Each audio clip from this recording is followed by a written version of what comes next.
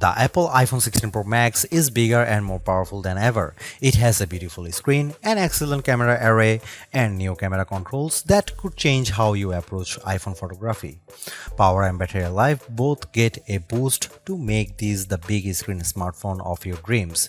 Apple Intelligence offers some useful and intriguing features, but it's not yet the thing that will or should drive upgrades. Still, if you have been holding on to an iPhone 12 or 13 Pro Max, this is probably the moment for a big screen upgrade.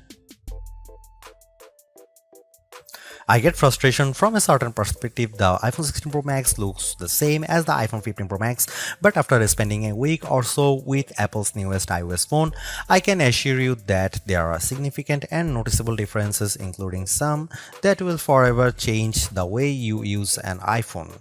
First, this phone is bigger. The titanium body is slightly larger and 6 grams heavier than the iPhone 15 Pro Max.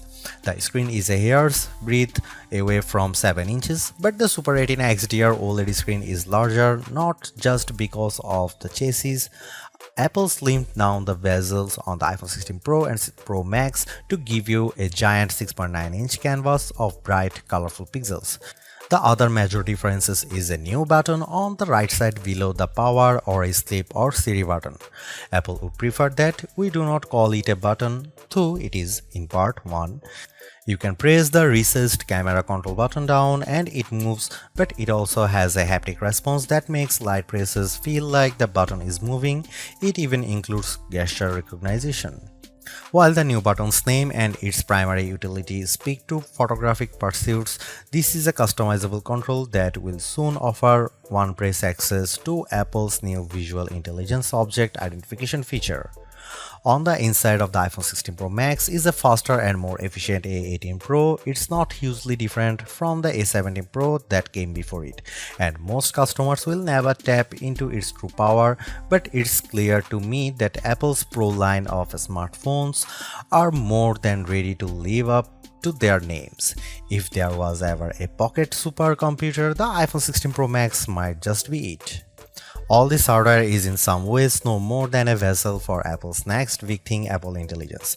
However, Apple's own take on AI is also the greatest source of frustration, as it's far from complete.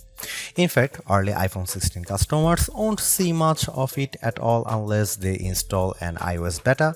Features like writing tools, a prettier and somewhat smarter Siri, summaries of long emails, and Photos updates such as creating your own memories based on a prompt should show up soon after the iPhone 16 Pro Max starts shipping, but other features are essentially to come.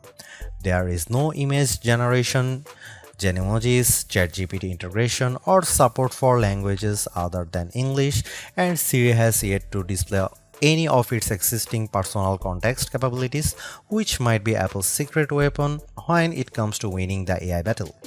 Siri with Apple Intelligence will eventually be able to use what it knows about you from all your information on the phone to better help you get answers and get things done. All of this might show up this year or it might be next year, and that fact puts a little damper on my iPhone 16 Pro Max enthusiasm.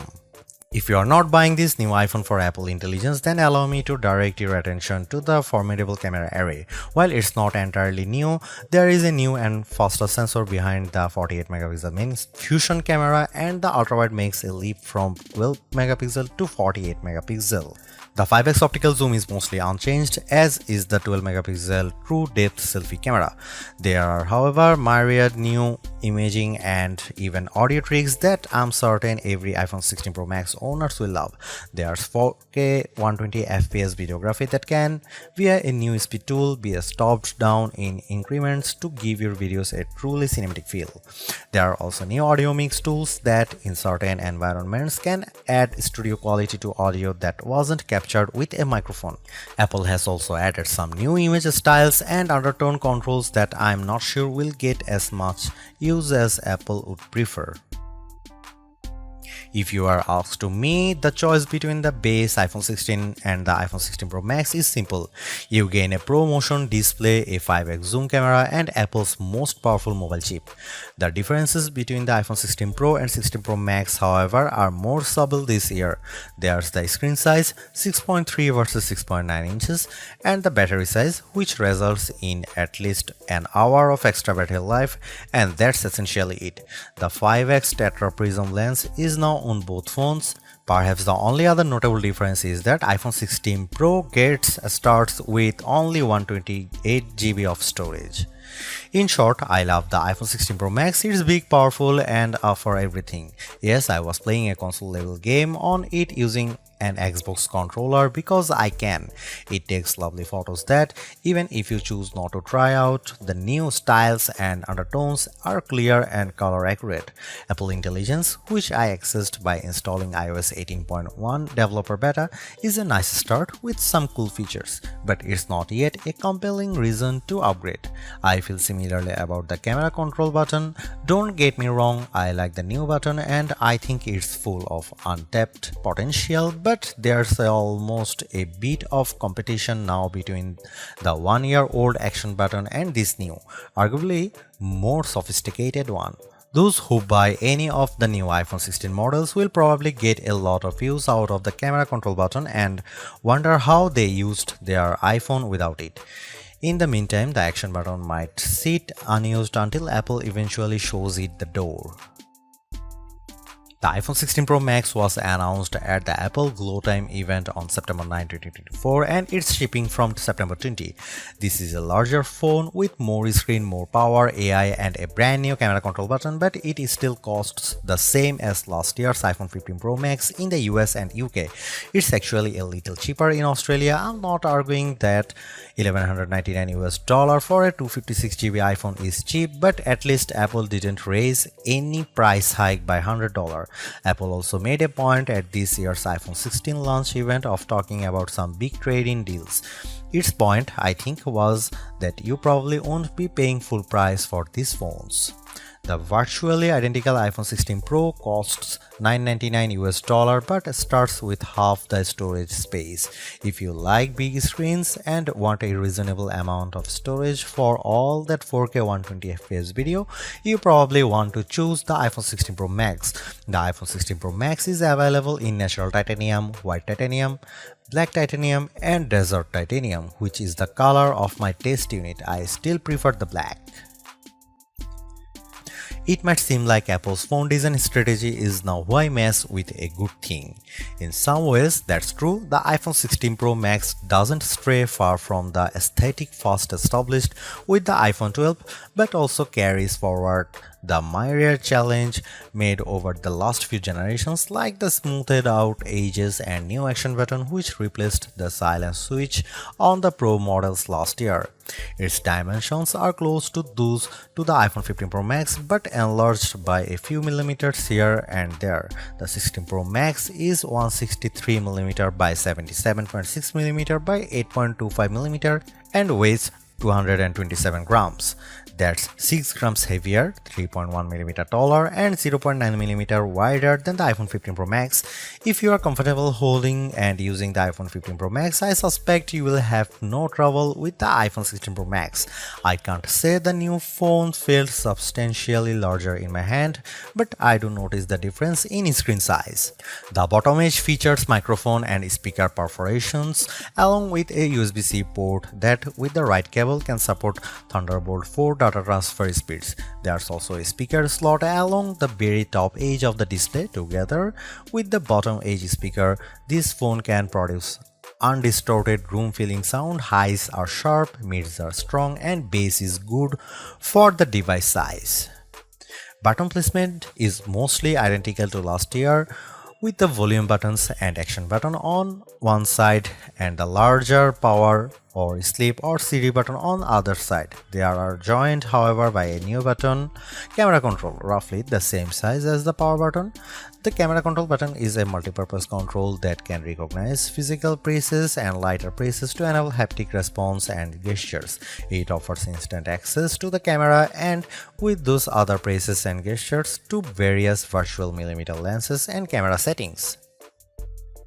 The materials and build quality are once again excellent. Apple used grade 5 titanium on the body over a graphite-clad aluminum substructure. Apple has also upgraded its ceramic shield, which may make it less susceptible to cracks and scratches, although I was quite careful with my 1TB Desert titanium test unit, so I can't say for certain if this is the case. Okay, I did get it wet, purposely running the IP68 rated iPhone 16 Pro Max under a garden sprinkler. It was fun to watch the screen activating as it was touched by 1,000 tiny fingers when it was just water droplets, but the phone was otherwise unmoved and unharmed by the deluge. Sometimes I wonder how Apple might say its next screen technology. Will it add duper to it so it becomes super duper Retina XDR display? I mean, it may have boxed itself into a corner, but Apple skirted the issue this year by leaving its iPhone display technology pretty much untouched. This is a giant screen 6.9 inches achieved through a combination of a slightly larger chassis and pleasingly thinner bezel. There are more pixels than last year. The iPhone 16 Pro Max screen is 2868 by 1320, while the iPhone 15 Pro Max is 2796 by 1290. There's more pixels but not a higher density. This is still 460 ppi and so falls behind the Samsung Galaxy S24 Ultra's QHD Plus display, at least on the ppi front. Apple also didn't mess with the dynamic island, which remains a useful and fungible information peel in the upper portion of the screen. It houses Face ID, depth sensors, and a 12-megapixel true depth camera. The camera takes excellent selfies and is my go-to for biometric unlocking. While the display's core specs haven't changed, they are worth noting. It's a wide color gamut screen that supports HDR True Tone always on display, means you can see a less saturated version of your lock screen without unlocking the phone, 2000 nits of peak brightness outdoors, and Pro Motion. Speaking of which, everything I did on the iPhone 16 Pro Max looked fantastic. I don't even notice the dynamic island when it's inside one of my games, and streaming videos via the likes of Netflix tends to crop out the cutout. I know everyone wants to talk about Apple Intelligence, but it's the changes to the core iOS 18 platform that will have the biggest impact on your iPhone 16 Pro Max day-to-day use. Photos, for instance, has gotten a huge overhaul, and one that I'm not entirely sure makes it better. It's the situation of who moved my cheese, as many of your core features may have shifted or been replaced. The Photos app now defaults to search and collections, which might throw people who are expecting to see their photo library. Still, if they get used to using search for some natural language queries that yield useful image results, they might be pleasantly surprised. The iOS interface is now more customizable, and if you want, you can leave spaces in your app grids. You still can't place an app icon in space that, say, straddles two spaces in the invisible grid, but I think people will appreciate this new level of flexibility. Apple seems a bit obsessed with summarization. Summaries exist in writing tools and in the new Safari, which has a slightly hidden highlights feature. Look for a tiny hamburger menu on the left side of the address bar. You can use that to turn it on, and it will take, for example, a lengthy New Yorker article about Ronald Reagan and condense the thousands of words into a paragraph summary. Impressive.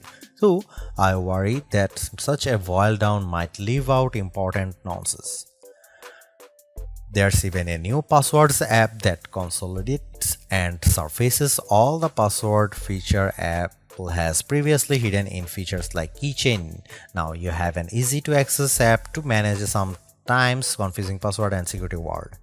One of my favorite new iOS 18 features is Math Notes. Inside Notes, you can scribble any question, and when you put an equal sign at the end of it, Math Notes automatically solves it and writes the answer in what will look just like your own penmanship. It's a smart bit of machine learning. None of this is as sexy as Apple Intelligence, but this and the myriad of other changes coming with iOS 18 might be more readily practical than what you can currently do with Apple's AI efforts. Apple's 13-year-old digital assistant has burst out of its floating bubble, and now when you summon it, takes over the whole screen. I switched between calling Siri by name and using a long press on the power button to call it, and each time the entire screen was encased in a beautiful multicolor glow. The display almost appears to flash when you press that button, and when you make your request, the screen pulses in response. Siri really seems more alive than ever. This, too, might be the most exciting part of the update. Apple Intelligence features that give Siri access to information about you on the phone to make its responses more contextually relevant are not here yet, nor are app insights that might help dig into applications to enable features and actions. Instead, we get a Siri that is somewhat better at handling the ahs and ums that sometimes happens when you are trying to craft a Siri prompt. I found that Siri can understand some confused talk, although if you are nearly incoherent, Siri will be lost too. Siri did well on some question and was effective at opening the FaceTime camera when I said I wanted to take a selfie. It also did well when I asked how I could share my Wi-Fi password, returning a concise step-by-step guide. One other nice Siri update is the text to Siri. All it takes is 3 taps on the bottom of the screen to open a Siri window in which you can type in your prompt. It's a nice, discreet way of getting the answer or help you need. Writing tools, which you can find when you type text in notes, emails, or messages, offers to make your writing better in a variety of ways. I'm a confident writer and communicator in email and messaging, so AI assistance in these tasks doesn't appeal to me. There are 2 millions who feel otherwise and may find these tools useful. I noticed how while writing tools offers to make your text more professional, concise, and friendly, it does a stellar job of never losing a misconstructing the meaning of your original text. Photos is where Apple Intelligence shines. The new cleanup option in Edit is effective at removing unwanted objects from phone. When I opened a photo and tapped the cleanup eraser icon, it immediately offered to remove a few people from the background of my photo. I wanted to keep them, so I choose an object I wanted to remove, drawing over it. Precision is not a necessity. I drew over parts of it and cleanup identified the complete object. When I took a picture of my wife at an outdoor restaurant, I noticed that you could still see all the cars parked behind her. I used cleanup to remove them one by one. It did a good job.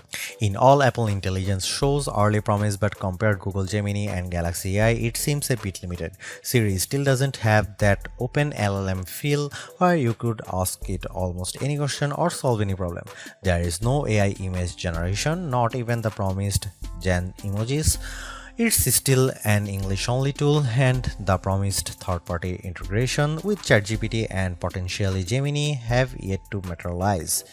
It's a good effort, but this version of Apple Intelligence is not the one that will spark a billion upgrades. While Apple hasn't radically changed the iPhone's camera array, there are enough changes in hardware, software, and image processing, along with the aforementioned camera control button to make the imaging system feel fresh and new. On paper, we have just one notable megapixel upgrade, the 48-megapixel ultra-wide camera, which will not only improve wide-angle shots but has a measurable impact on macro quality. Still, even though Apple didn't squeeze a much higher pixel count into the main camera, it did upgrade the sensor and is promising much faster shutter speeds, and the autofocus is now enhanced with dual autofocus sensors. These are the kinds of incremental changes that should improve both the experience of using the quality delivered by the main camera sensor, but they are also hard to measure. More on that in a bit. The 12-megapixel 5x optical zoom is essentially unchanged from last year's iPhone 15 Pro Max. The biggest news here is found not on this phone but on its little brother, the iPhone 16 Pro, which also gets the Tetra Prism lens. Last year's Pro model was stuck with a just 3x optical zoom camera. Similarly unchanged is the 12-megapixel FaceTime camera on the front. Here are some camera samples of iPhone 16 Pro Max.